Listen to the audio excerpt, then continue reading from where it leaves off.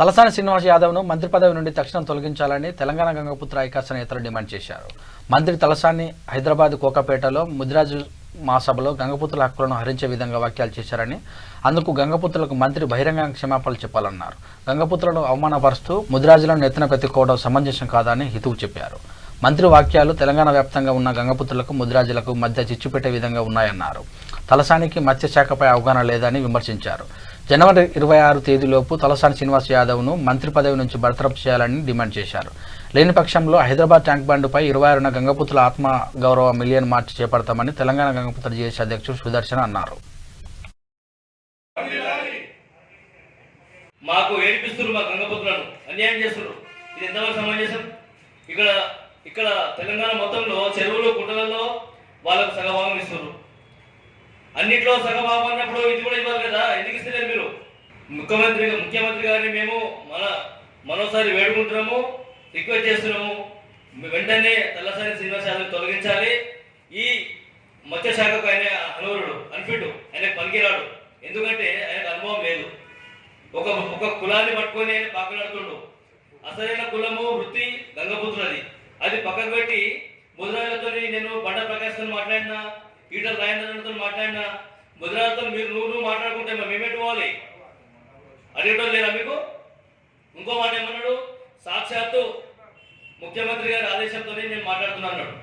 మన ముఖ్యమంత్రి గారు ఈ మాట చెప్పారా? చెప్పండి.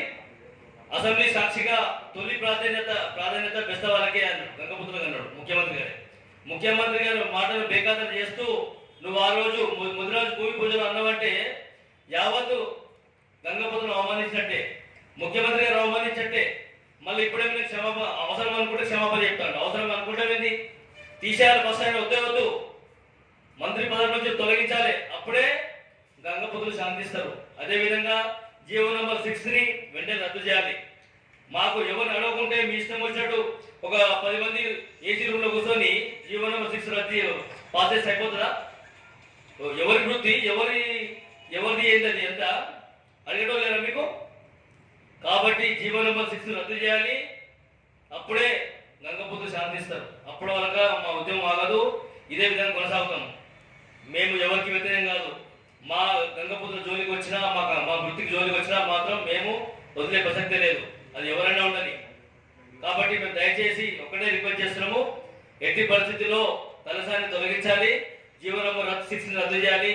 ఏదైతే 5 ఎకరాలు 5 కోట్లు కోకాపేట వాళ్ళకి ఇచ్చారో మాకు కూడా అదే ప్లేస్ అక్కడనే కావాలి. మాకు కూడా మేము ఏం తక్కువ చెప్పండి. అంటే మా సంఖ్య తక్కువ ఉందంటే మాకు తక్కువ ఇస్తారా? సంఖ్య తక్కువ ఉందని చెప్తే మా వృత్తిలో సగం మీరే తీసుకుంటారు కదా, మా దీనికి ఏమంటారు మీరు? అంతేనా? కాబట్టి ఏ విధంగా వాళ్ళకు ఉన్నాయో అదే